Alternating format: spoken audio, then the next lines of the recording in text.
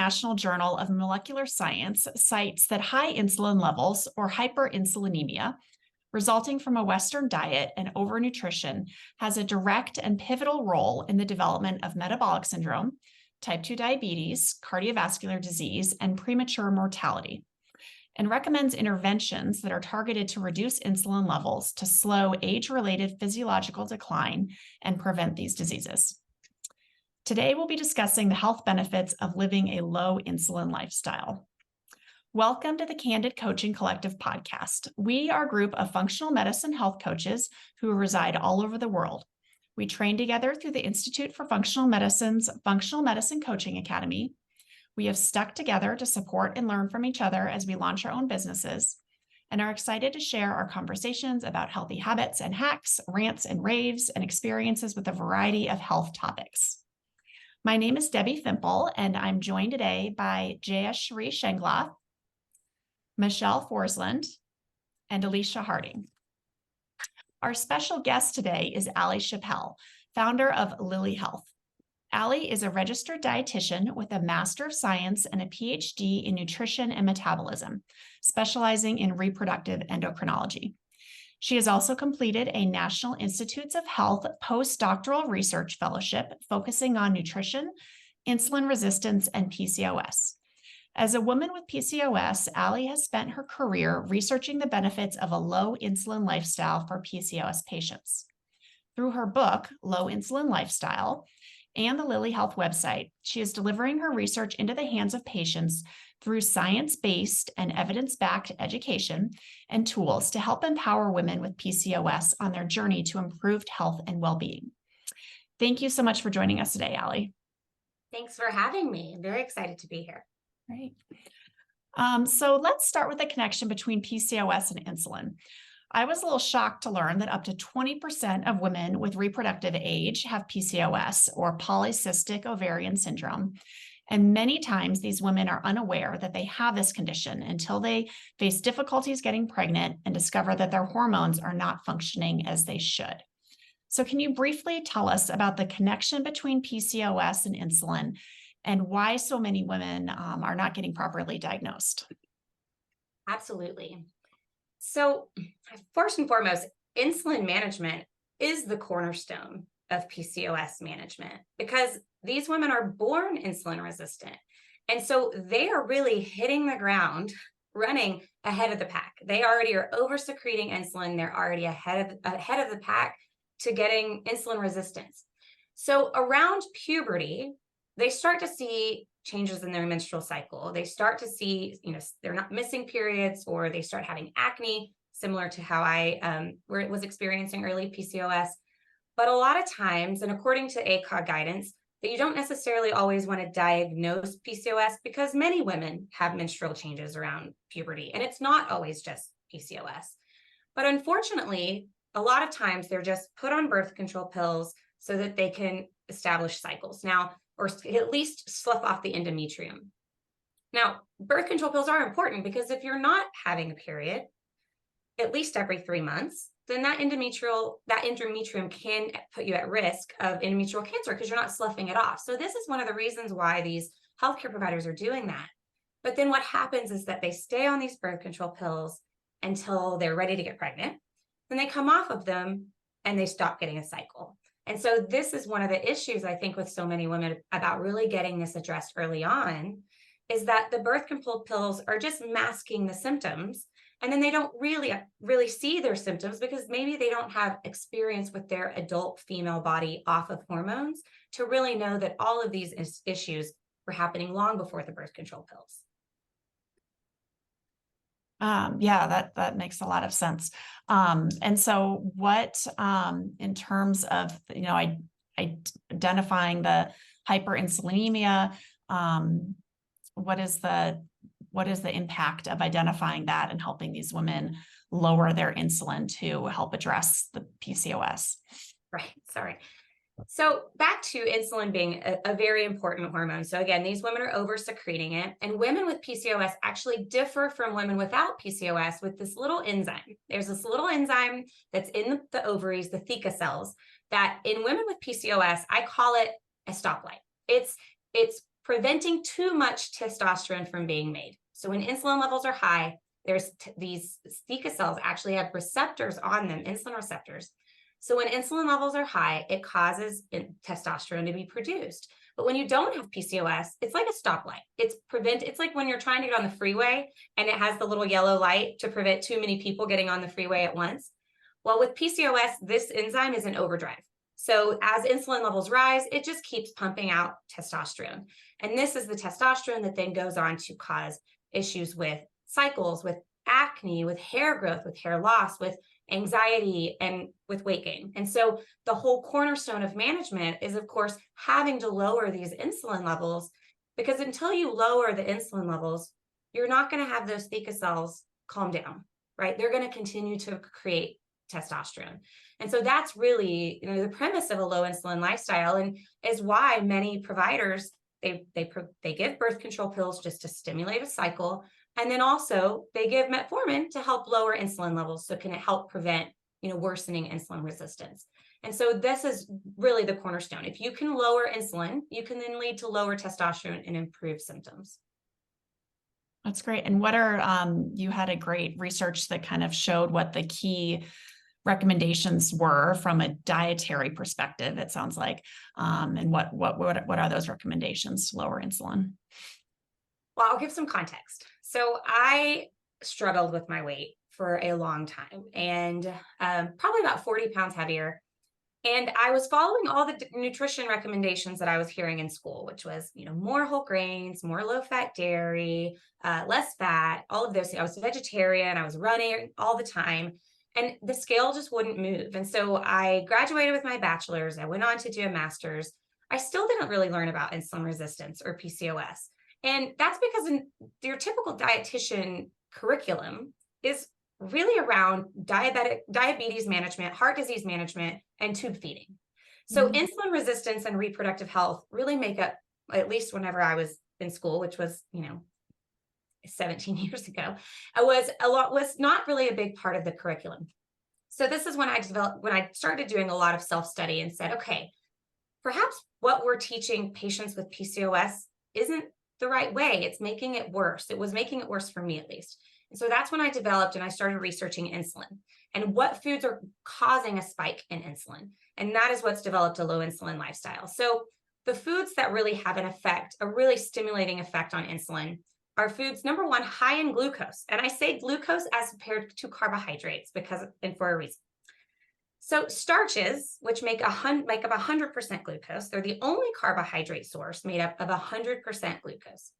And when you cook starch in water, it actually breaks up even more so these complex bonds between the glucose molecules and make it even easier for glucose to make it into the bloodstream quickly. And so for this reason, starches were not a part of the low insulin lifestyle. Now, as compared to other carbohydrates. So in our research, and I'll get to that in a second, patients can eat all the fruit and vegetables they want, non-starchy vegetables and fruits, because those don't have such an effect on insulin levels. And then dairy, and then added sugar. So we did this study, starting in my doctoral dissertation. We did this study in these insulin-resistant patients, and we said, okay, you can eat all the calories, carbs, fat you want, but you're just not going to eat foods that stimulate insulin too much. And you're just going to eat those foods like non-starchy vegetables, fruits, lean proteins, nuts and seeds, and healthy fats. And let's see. We gave them limited to cheese and full-fat Greek yogurt. We gave them a 6-ounce glass of red wine every day because this is a lifestyle and not a diet. And some people really like that treat at the end of the day. And also an ounce of dark chocolate. Not to say that red wine is super healthy. It's just because it's a lifestyle change. And that's a part of, I have Italian heritage, so that's a part of my lifestyle. And so we did this first study, was amazing. And so I did the study with 2 reproductive endocrinologists. We published that. And then I graduated. I went on to do the NIH postdoc, and I went and do a metabolic study. And this was interesting because just doing a research project and showing, okay, these patients lost weight, that's one thing. But to show that it actually improved their metabolism is a completely different thing. So the way that we measured this is that when they have this thing that's called a metabolic cart, and it puts over their face and it measures how much CO2 they're breathing out to O2 they're breathing in. And this tells you whether they're burning fat or carbohydrate. Now, these patients had very high insulin levels. Like on average, for this study, the average baseline was 32 micro IUs per milliliter. Of note, it needs to be less than 8. So these were extremely insulin resistant patients. So they came to the lab after they'd not been eating anything for 8 to 10 hours. You would expect that insulin levels are low. They're running on fat, almost 100% glucose. They're running on glycogen and yesterday's amino acids. So what protein they ate the day before, the amino acids, they're turning it into sugar and they're burning that. So then they follow the low insulin lifestyle. They come back afterwards. They do the same thing, burning almost all fat.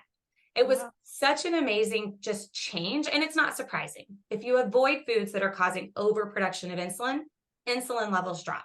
And it was a 53% reduction in fasting insulin in 2 months without metformin. So 2 months for everyone. That was the studies. And that was without metformin? No metformin, no spironolactone, no birth control pills. Yeah, it was amazing. They had a 19-pound weight loss.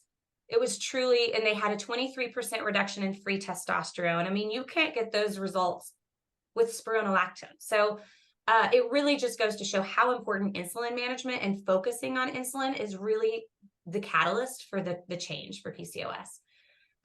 So then the reproductive endocrinologist that I was working with, she and her colleague saw that all these patients they were referring into my trials were getting pregnant. And so they decided to write that up as a case series because these patients had been trying to get pregnant for many years unsuccessfully. And so they presented that as a case study and showed average days to conception in those patients were 86 days to conception after starting this plan, which sounds magical, but really that's the reason they give metformin to help these women conceive is because you lower insulin levels, you lower LH levels, and patients start ovulating. And that's basically what we saw. And then the fourth study, was this too much on our studies? No, this is great. Keep going. I have lots of follow-up questions, but keep going. Same. Great, awesome. So the fourth study was I wasn't actually involved in the fourth study for a couple of reasons. Now, it's important for research to be replicated. And by independent groups. So they actually wanted to know, well, how does this compare to their current standard of care? So the current standard of care was just the NIH nutrition recommendations, very similar to the food pyramid, right? More whole grains, more beans, more starches, low-fat dairy, metformin, and then exercise. Oh, and I want to say, all of these studies, patients were not allowed to exercise. Obviously, we think exercise is so important. But in a research trial, you have to show what is really being proved by the diet and not what exercise is doing. So we had to have it where they did not exercise. So any improvement we could show was specifically from the lifestyle change. And so in the randomized control trial, they compared a low insulin lifestyle to standard of care. So standard of care, again, was metformin, exercise daily, and similar to a food guide pyramid. And then they had the low insulin lifestyle in the other group. And it was really amazing. We're currently waiting for a manuscript to be published, but we did present that. I say we, but it was my lifestyle plan, but they did the research. So they presented it at ASRM, which is the big fertility. Oh, that's huge. Yeah, that's and awesome. They got a prize poster. So it was very, very exciting. That's so exciting. Congratulations. Oh my gosh. Yeah. And so that's what were the results? Sorry, I interrupted you. Well, so it was an interim analysis. So it didn't include all of the patients because they hadn't finished all the second, because you don't want to present your final results unless it's in a publication. But in the results, the metformin group gained a third of a pound, and the low insulin lifestyle group lost 17. So pretty consistent with our first trial. And then the insulin levels, the metformin group insulin went up a point, 1.3 points, and our group went down 12 points. So very different. It's pretty amazing, but it's not surprising. You can't just give metformin to an insulin resistant person and then tell them they need to be eating a lot of starches, right? You're not going to see that benefit because they're just adding more flame to the fire, if Yeah. that makes Yeah. Mhm. Oh my gosh, that is so awesome. So kind of digging into the recommendations specifically, just to kind of like peel some pieces apart and maybe show how the low insulin lifestyle is different from some of the glucose lowering recommendations. So the two biggest things that kind of stand out for me are that fruit is more recommended. And is that because the fructose in fruit doesn't impact insulin? Yes. So fructose, I know fructose gets a bad name, but I try to make sure people separate. High fructose corn syrup is a very different thing than naturally occurring fructose. So here's an example. An apple, a normal serving apple, has about 6 grams of glucose per 100 grams of apple, whereas high fructose corn syrup has 55 grams of fructose. These are very, very different amounts for what we'd normally see. I don't know how many people are going to be able to sit and eat, what's the math on that? 10 apples in a sitting. So it's basically that, yes, naturally occurring fructose in whole, raw, or frozen fruit that has fiber, it has water, it has all of these things that also limit absorption. But fructose itself is metabolized differently than glucose. It does not have much of an insulin stimulating property. But glucose, which predominantly is found in starches, does have this because glucose is the primary driver of insulin secretion. Does that make sense? Yeah, absolutely. And then the other thing that I think is just so interesting, and I'd love you to expound on a little bit, is dairy and how dairy impacts insulin levels. So I like to say that there's very many things that make up dairy, and all dairy is not removed from this plan. And I'm going to explain why. So I'm just going to start with milk. So I think people sometimes forget that all milk is breast milk. Some of it's just breast milk from a cow. And the purpose, or one of the main purposes of milk in nature, is to stimulate growth in a baby. So of course it gives antibodies. It of course provides nutrition to a newborn, but it also stimulates growth because a baby needs to triple its weight and double its length by the end of the first year. And insulin is really helpful in doing both of those things. So milk is able to elevate insulin in the baby in 2 ways. First is that milk itself has insulin and insulin growth factor, which is this very potent hormone, growth hormone. It has it in the milk. And actually in women who have high insulin levels, their breast milk has higher insulin levels, which then goes on to elevate insulin levels in their babies even more. So that's one way. The other way is that the proteins in milk stimulate insulin. So whey protein is one of the most concentrated proteins, including branched chain amino acids. So branched chain amino acids are very potent in insulin spiking amino acids. And so both of these ways, it has insulin in it and the proteins in it spike insulin. And so this is why we don't recommend milk.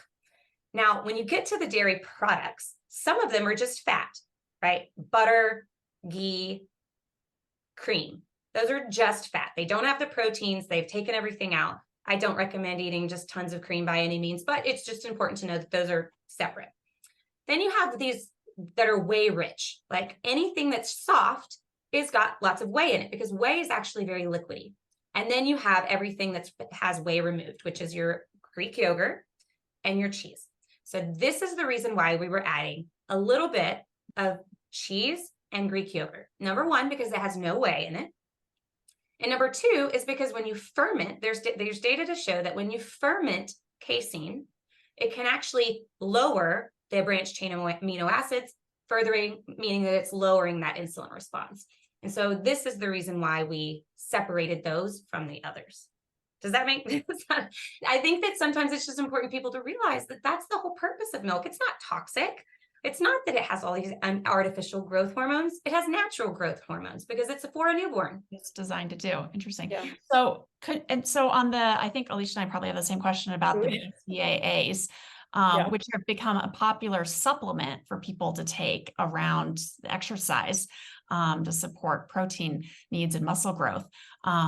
do they have the same effect outside of the dairy? Like if you took a branched chain amino acid supplement, would it spike your insulin? Yes. So there's already been plenty of studies that when you add branched chain amino acids, it is actually leading to insulin resistance because the pancreas is having to secrete more insulin, and then that is bombarding those cells and those receptors with insulin, which then, starts this cascade of insulin resistance. So absolutely. And I think it's one important to think is that yes, absolutely, branched chain amino acids and whey protein, they help stimulate growth. Obviously, anything that stimulates insulin is going to stimulate growth. But just because something stimulates muscle growth doesn't always mean it's healthy. Steroids stimulate muscle growth. That doesn't mean it's healthy. And so I also love to give a little history lesson on whey protein and why is it so ubiquitous in our food system. So about 60 years ago, well, first and foremost, whey protein is a byproduct. I don't know if most people know that. It's a waste product for making cheese and Greek yogurt. It's for every 1 pound of cheese makes 9 pounds of whey liquid. And these cheese and Greek yogurt manufacturers, this is one of their biggest problems is getting rid of all this whey. They can't spread it on their farms because it gets into the rivers and it causes algae blooms. They actually have to pay farmers to come get this extra whey because they don't have anywhere for it to go. If they're major manufacturers, they can sell it to fitness and food companies, whereas they dry it and add it to their foods and put marketing on it that it's a high protein food. Mm-hmm. So this is essentially what happened about 60 years ago is some very smart businessman said, hey, I'm going to take that. I'm going to dry it. I'm going to put it in a tub and sell it for $35 a tub. And I'm going to market it for fitness and health promotion. And now we have protein pancakes and protein bars and protein muffins and waffles and cereal and everything. And the problem with this is that there's been studies that show whey protein spikes insulin more than a slice of white bread.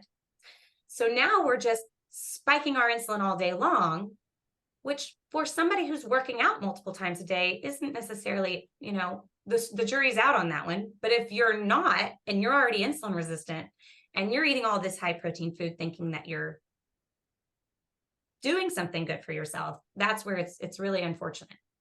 What if you're not insulin resistant?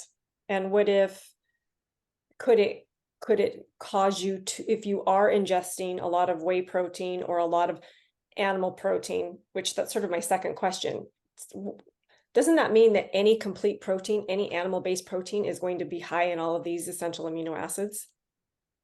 So some of them are higher in the branched chain. So leucine, valine, these things are going to be higher in your branched chain amino acid concentrated proteins, which is why they have more of this insulin spiking. But you're absolutely correct. All animal protein will raise IGF-1. And so I always scratch my head a little bit because for every article that says that we should all be eating more protein, there are an equal number of articles saying that too much protein raises IGF-1. And so if you have, so I never tell my patients, oh, you have to eat a certain amount of protein. I say, eat protein. It needs to come from whole products, not from processed powder, but don't try to meet some arbitrary goal. Just make sure you're eating it to make sure you're staying full and that you're getting enough for your needs.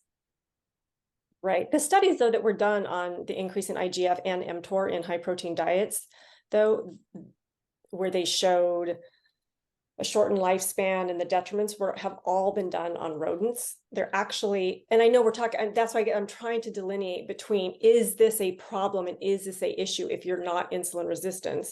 So I guess that's the first part of my question. And then the second part of the question is could eating high protein cause you to become insulin resistant?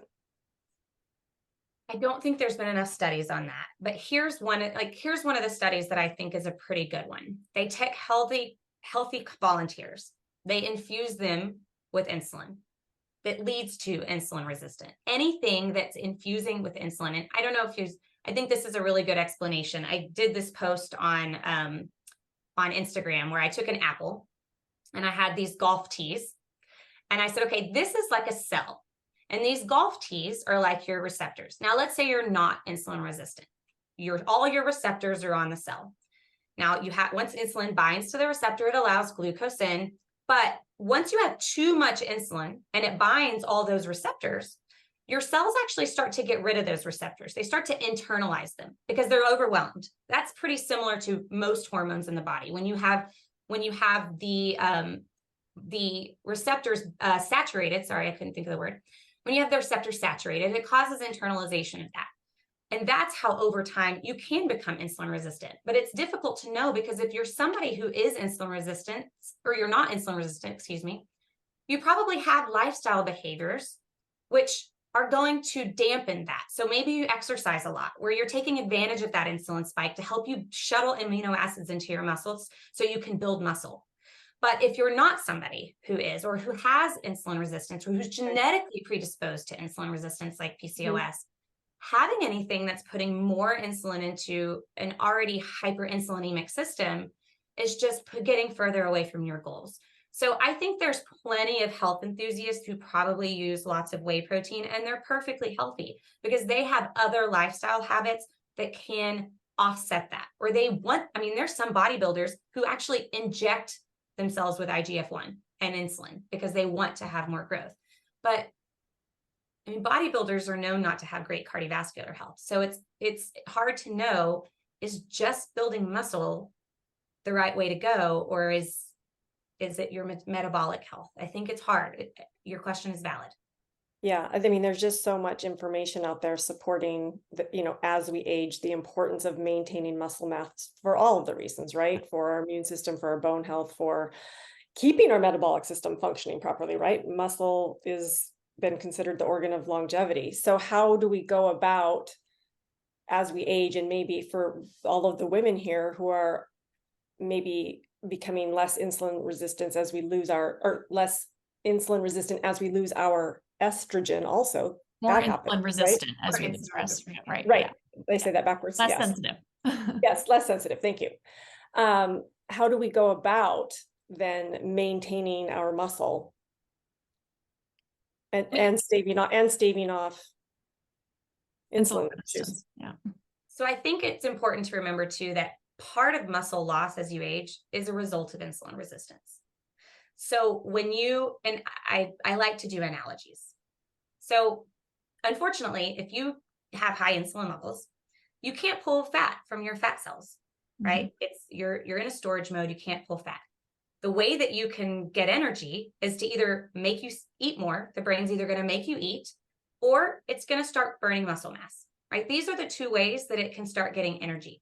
So if you can reverse the insulin resistance, when your body needs energy, it's coming from fat cells. It's not coming from muscle cells. So after menopause, when estrogen levels drop and insulin levels rise, you're more prone to muscle loss because you're more prone to metabolic syndrome, essentially.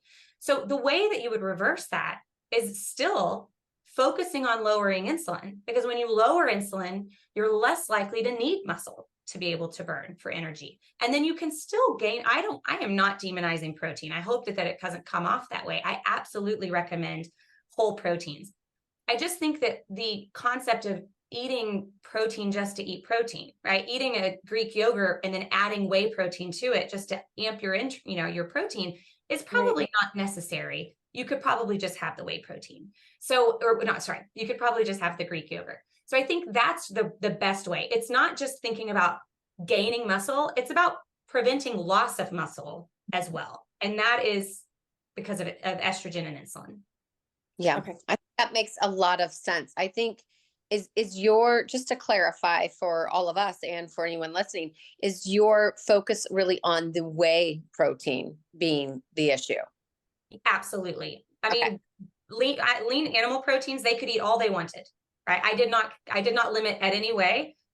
I just wanted them to limit their dairy and their whey protein, and no casein protein either. The reason that they could have cheese and yogurt was because that is fermented casein. It breaks down those branched chain amino acids and it has a lower insulin spike. But I absolutely recommended protein for every meal and lots of healthy fats. Okay. Are plant-based proteins, if somebody was needing to, maybe not every day, but occasionally needing to or wanting to supplement their protein intake, is a plant-based protein a better option in terms of the rise in insulin?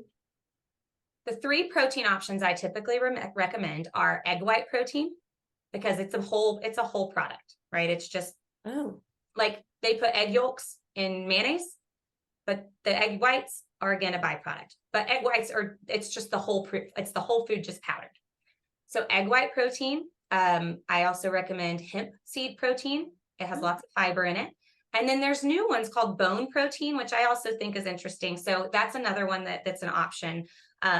So yes, it's really just whey protein, because it's just that much flame on the fire.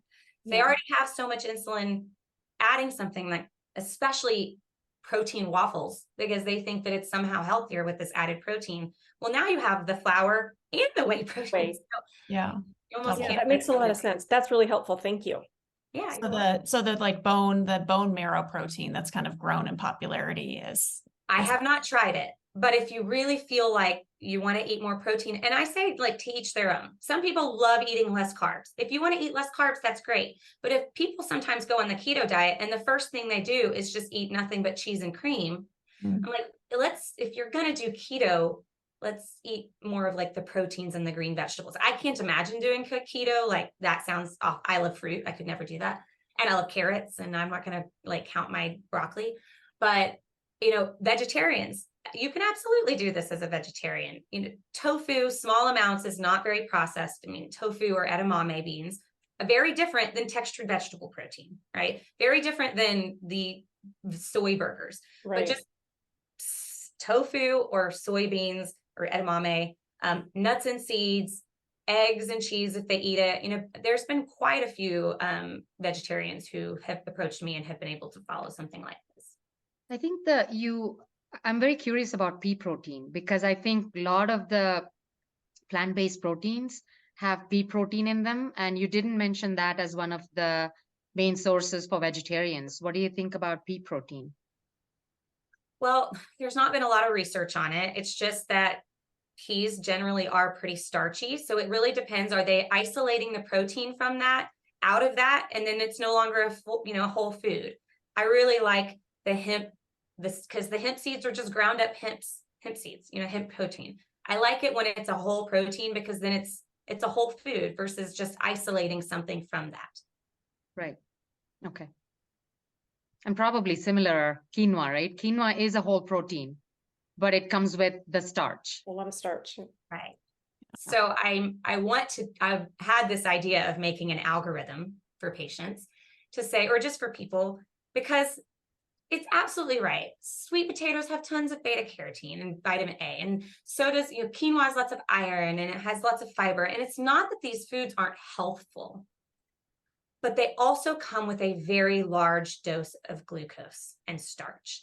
And again, if you are insulin sensitive and you are exercising often, then you probably don't have as much of a concern. But for the 9 out of 10 adults who are already on far enough on this insulin resistant scale that they're over secreting so much, their poor little pancreas is just working so hard all the time, eating quinoa to get your iron is really not the best way. I mean, getting it from spinach. So I almost want to look at an algorithm that says, okay, comparing a sweet potato to carrots and the nutrient to glucose ratio, like how much beta carotene and vitamin A are you getting for the amount of glucose that you're also getting? So obviously it would be better to be getting more nutrients for less starch, if that makes sense. So people can really pick on, okay, this is a really high nutrient and it doesn't have a lot of glucose. Obviously things like spinach and your green vegetables, and your non-starchy vegetables and fruits are going to be obviously ranked much higher. And isn't one of the benefits of getting iron from those sources is that there's like a built-in control system so that you can't get too much, because iron can be very toxic, right? But when you're getting it from the plant sources, there's like a built-in control that the body won't absorb too much. Well, and it's really not that bioabsorbable in the first place. So eating some lean protein from red meat is, I know there's a lot of studies and people thinking that red meat is causing all these issues. But the unfortunate part is these studies don't isolate out, well, where do people typically eat their red meat? They eat it between 2 pieces of bread or they eat it with a baked potato, or they eat it sausage with a muffin and orange juice in the morning. Like if you were to actually look at a population of people who ate, you know, a New York strip with some steamed broccoli and roasted Brussels sprouts, I think you're going to find that these people don't have the same cardiovascular issues as the general population that eats red meat. And so that's really what I hope some people realize, is it's not just about the red meat. And if you're changing your red meat to processed soy protein, you're not just like somebody who gets gluten-free starts switching their wheat pasta to rice pasta, you're not going to see any benefit there. I mean, you might feel like less digestive issues, but you're going to, you know, metabolically, you're not seeing any improvement. Yeah. Exactly. So there's the kind of glucose monitoring is so popular these days. And you've pointed out a couple of instances in which just monitoring your glucose and not looking at the downstream insulin results are not serving people well. Could you talk a little bit about the distinction there? And then maybe we'll get into how we should be monitoring our insulin. Well, good question. How we should be monitoring. I wish that we could have an insulin monitor. That would just be so fabulous. Or if we could get one of these companies to integrate insulin as well as glucose, so we could be having a much better view. But I think your question is important. So most of the time, healthcare providers just measure an A1C, which really is just your average glucose. Again, if your glucose has been normal over the last 3 months. And then you have the continuous glucose monitors, which I do think can be a great tool for understanding how the food you eat actually does influence what's going on in your body and your blood. But it only gives you one piece of the picture. So if you get an A1C that's normal, or let's say you look at your blood glucose and it's normal, it doesn't tell you how much insulin your pancreas is having to secrete in order to keep it normal. And that is a much better number, because that is the number that's causing the inflammation. And even there's been studies, they actually take a group of patients, they look at their glucose levels, and they see which one of those patients are actually going to go on to develop chronic disease. And glucose wasn't even predictive, because some people have a glucose that's normal and their insulin levels are normal and they don't go get chronic disease. And then some people have normal glucose and sky high insulin levels, and they go get chronic disease. So you can't look at just blood glucose. You have to look at the underlying issue. So I think I did post on a certain influencer one time and said something like, looking at glucose without insulin is like judging a house by its decor and not the foundation, because glucose, that imbalance, is just a symptom of insulin imbalance. And so if you're not looking at insulin and you're simply waiting until your A1C is high, I mean, by the time your A1C is high, you've been insulin resistant for probably 2 or 3 decades. Right. It's a very lagging indicator, right? Exactly. So, there's some tricks and hacks where you can do certain things to help lower this blood glucose spike. So one of them is vinegar. And then one of them is adding protein and fat to your meals. And both of these are associated with a lower glucose spike. But let me explain why. So with vinegar, acetic acid can actually interfere with some of your digestive enzymes' ability to break down starch into glucose. So while that slows the absorption of glucose from the small intestine and into the blood. And this is why you're seeing that drop in glucose. That doesn't mean you're not absorbing that glucose over time. You're going to have to absorb it, and all that glucose is going to need insulin in order to get it into the cells. So while, yes, adding vinegar can lower the blood glucose spike, it's not going to make ice cream a healthier food. You're still going to absorb that glucose over time. So you have to make sure, don't be fooled just by a lower blood glucose spike. It's more likely that your blood sugar is going to remain higher for longer just because it's slowly being absorbed. All right, the second is adding fat and protein to starch. So when you add fat and protein to starch, it causes this enormous insulin spike in the back. And what happens is that is why you're having this blunted glucose response. And it's interesting because this influencer posts a lot about this, and she usually has this article at the end, and it says, adding fat and protein can help lower the blood glucose spike. But it also says very plainly When you add protein and fat to starch, it enhances the insulin spike and prevents insulin clearance. When you enhance the insulin spike and you reduce insulin clearance, you just have more insulin in circulation. And all that insulin is going to help lower that blood glucose spike. But that doesn't mean that it's a good thing long-term. Mhm. In the short term, you have this beautiful readout on your continuous glucose monitor. And in the behind the scenes, you have this enormous insulin spike that your cells are all having to be bombarded by insulin, and it takes a long time for it to come down. And so if you're repeating these things over and over again, you can see how, again, people that are already suffering from insulin resistance are kind of just in this hamster wheel. So it's just delaying the process, but it's just slow, it's just delaying, but there's still the same amount. If not, it sounds like potentially more insulin that stays higher for longer, elevated for longer when you do these quote unquote hacks. Well, the vinegar for sure. The vinegar just delays it. Okay. But the fat and protein, you're just getting this huge insulin response at once, and that's what's delaying it. And that's what's so sad.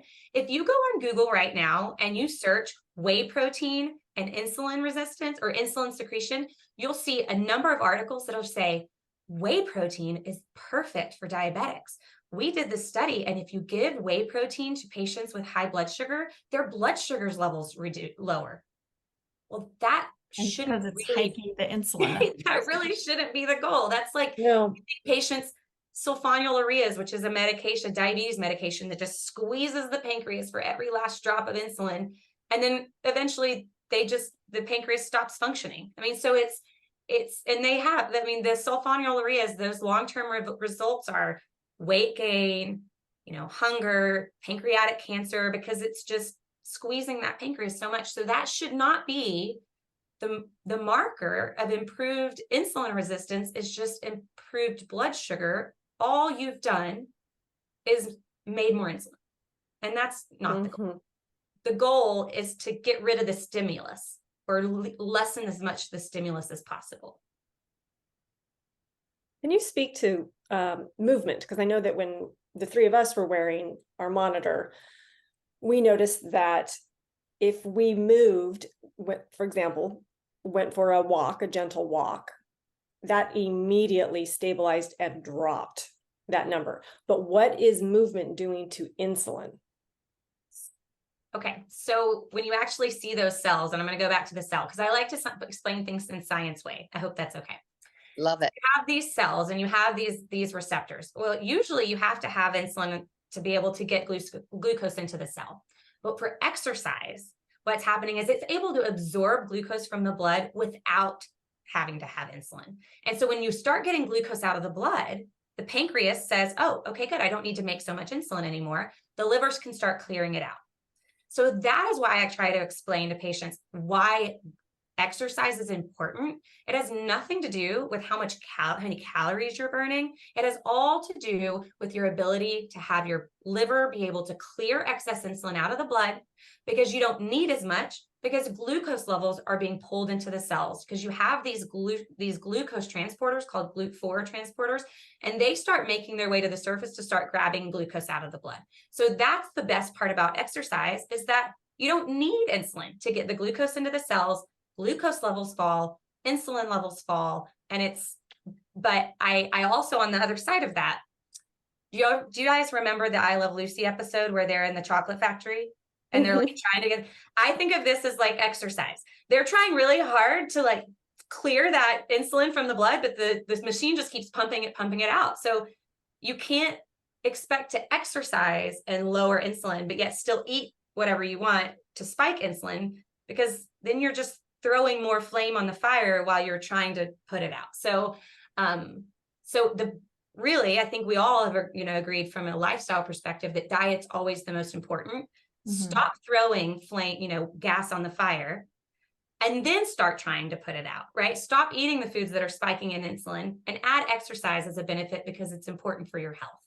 But if you're going to keep eating this way and you think that you're just going to do exercise and it's going to work, it's just not how it works. Yeah, I think the kind of bottom line recommendation that you have for the PCOS patients that's so interesting is focus on the insulin lowering factors first, and then weight loss will follow, as opposed to the general recommendation that is try to lose weight to lower your insulin levels. Yeah. Yeah. Yes. If you tell a patient with high insulin levels, again, high insulin makes you hungry, it makes you crave carbs, and it makes you want to take a nap. Because again, you can't access your body fat and your body doesn't want to burn muscle. And so it's going to make you want to eat, and it doesn't know when your next meal is. So it'll make you tired and want to take a nap and slow down your metabolism until you get to that next meal. That's why you're always hungry and you're always tired. And so you tell a patient who has high insulin levels to eat less and exercise more, and you're making her go down and up escalator and not seeing why she can't reach her goals. Instead, if you make them have them emphasize, lower your insulin, stop or at least try to limit eating foods that are causing more insulin to be secreted, you can switch the direction of the escalator, and then it's easier to get to your goals. And that is really the message. So you don't have as much insulin, your body's able to access the stored body fat. The whole purpose of it is to provide excess energy when you need it. And then you can reach your goals almost as a side effect. It's interesting. In this case, we know what comes first, chicken or the egg. Yeah. Which That is a really good question. And there's been quite a few publications with that exact title. What comes first, the chicken or the egg? Is it insulin resistance that causes high insulin, or is it high insulin that causes insulin resistance? Maybe you could share, I know we've talked a lot about it throughout the episode so far, but what are the primary things someone can do to lower their insulin?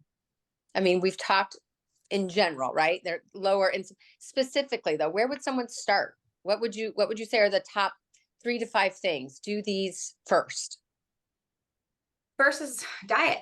I mean, first, it really is going to be avoiding. I don't like to think in black and white. My clinical trials were absolutely black and white because it was clinical trial. You had to have it. But if you love oatmeal, then, okay, but maybe no more other starches the rest of the day. If you really want to have, something else, insulin spiking, be mindful, because that's the one thing is that eating whole grain cereal and skim milk because you think it's healthier because it's whole grain and low fat, those are the kind of things. Educate yourself on what foods spike insulin, and that's number 1. Exercise is extremely important, but certain types of exercise can actually really backfire. So going on these long distance runs raises cortisol levels, raises insulin levels, is really backfiring. It makes you hungry. Cortisol can make you, store fat, make insulin resistance worse. So things like, sprinting a little bit, some high intensity exercise, walking is fantastic. Yoga and bar and those types of lower intensity exercises are really great. I think it really doesn't matter what you do as long as you do something, but running 6 miles or 5 miles every single day is torture that you don't have to do unless you enjoy it. But that's it. If you enjoy it, then do it. But that is a component of this because exercise, again, can help your liver clear insulin. The third is that there are some medications, there are some supplements you can take. So inositol is obviously one, which the way that inositol works, just to simplify something a little bit complex, is that it's almost like it's delaying the internalization of those receptors, right? And I don't want to explain a little bit more about this because I keep referring to it, and I don't know if anybody has watched this video. So again, you have these receptors, insulin binds, it lets glucose in. When you eat foods that spike it, and it gets saturated, it starts internalizing those receptors. Well, if you don't have a receptor, glucose can't get into the cell. So then your pancreas says, hey, there's too much glucose in the bloodstream. It can't stay in the bloodstream. I'm going to make more insulin to try to get it into the cells. But then that just starts this vicious cycle. More insulin means more internalization. Once all those receptors have disappeared, now you have type 2 diabetes. But when you start reducing the number of or the amount of insulin that you're eating or that you're secreting, those receptors start showing back up on the cells, which means glucose can get back into the cell, which means insulin levels can come down because the pancreas isn't working so hard. So when you think about this model for inositol, what it's actually doing is just preventing those receptors from internalizing. So it can help a little bit, but if you're still eating that diet and think you're just going to take inositol, it's a tool to be added, not to be replaced. Yeah, but you have to balance everything. Yeah. Is there a time of day, like, is it that you recommend taking inositol? I am taking inositol, but I originally started taking it for, I didn't know about this benefit with insulin. I originally was taking it for some of the calming properties and to help with some sleep issues. So I'm taking it at night, like I'm I putting don't it. think it matters. It doesn't I matter. don't think Okay. it matters too much. My husband's like, wait, should I take my inositol like after I eat a pint of ice cream? Or I'm like, oh, it doesn't work like that. Put clothes and drugs on your carbs. Right, exactly. So I would say to your answer, I feel like I'm a little long-winded today. I apologize. To answer your question is educate themselves on what foods are spiking insulin, and then also find out where they're starting. Ask their doctor to measure their insulin, because most doctors don't do that. And if they won't, then they can schedule an appointment at a lab, like a Quest lab, and get it measured on their own. And if that's not if they can't do that, third is that I'm actually making insulin testing kits available on my website. I think today or tomorrow they're supposed to launch, but it's another option for patients if they don't want to have to drive to the lab fasting. Patients that don't want to do the glucola because it's toxic, our testing kit will just have 100% pure glucose powder, just dextrose powder. And so that gives them another option. So I would say find out what your baseline is and see where you're at. Then start finding out what foods that you eat are insulin spiking and how you can switch those out. And can you remind us of the number we're looking for? Did you say below 8? Yes. So fasting insulin you would want to be below 8. Okay. And 2-hour insulin, you want to be below 50. Okay.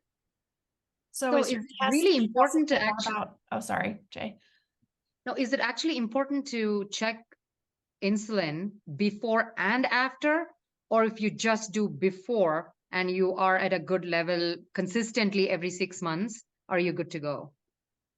So that's a good question. So some patients who are young, and also I say like lean PCOS is a big deal for them too, is that overnight their liver is pretty effective at clearing excess insulin overnight. And so they'll show up with a normal fasting insulin.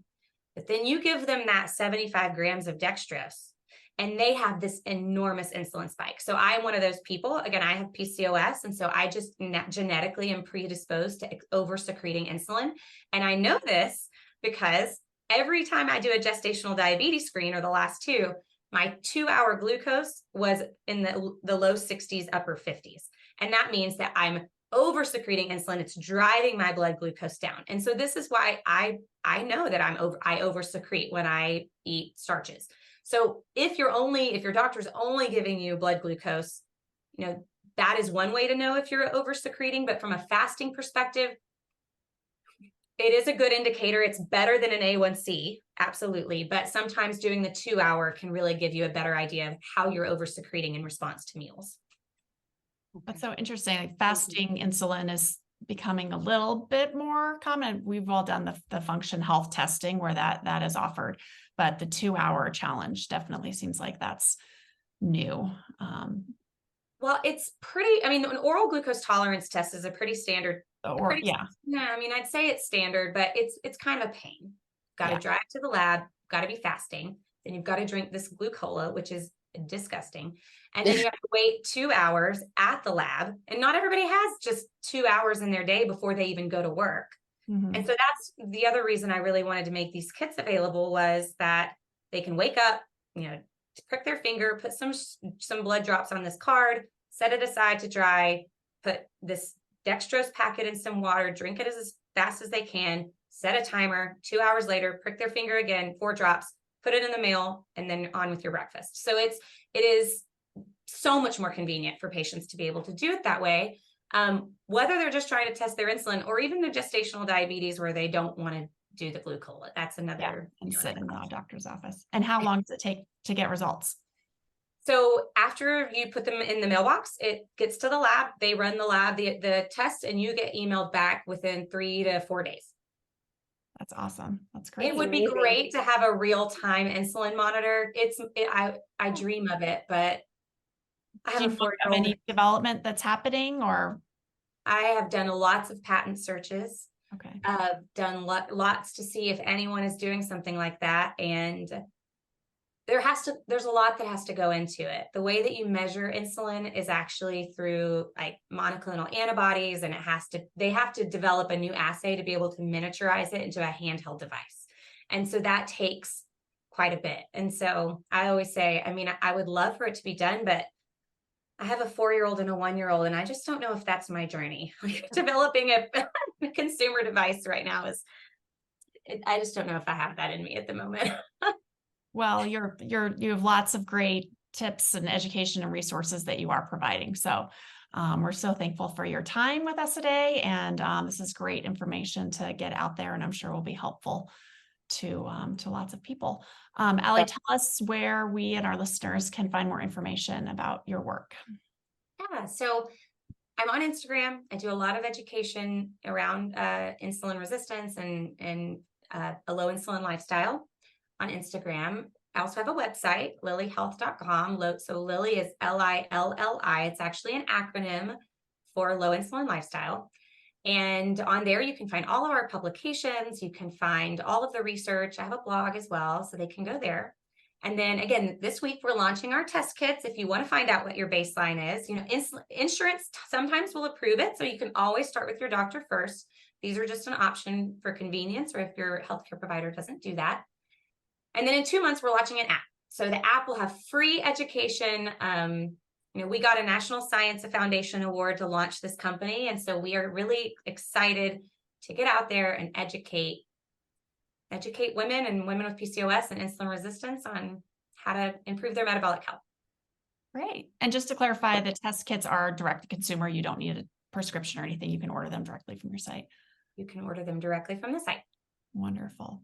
Well, thank you so much for your time again. We're really appreciative of it. And her website is amazing. It has all of the tips and kind of the roadmap for exactly how to follow a low insulin lifestyle. So everyone should definitely check that out. We'll have a link in our show notes as well. And if you enjoyed this episode, please subscribe, like, and share. And we will see you next time on the Candid Collective Coaching Podcast. Take care, everyone. Thanks, guys. Thank you, Allie. You're having me.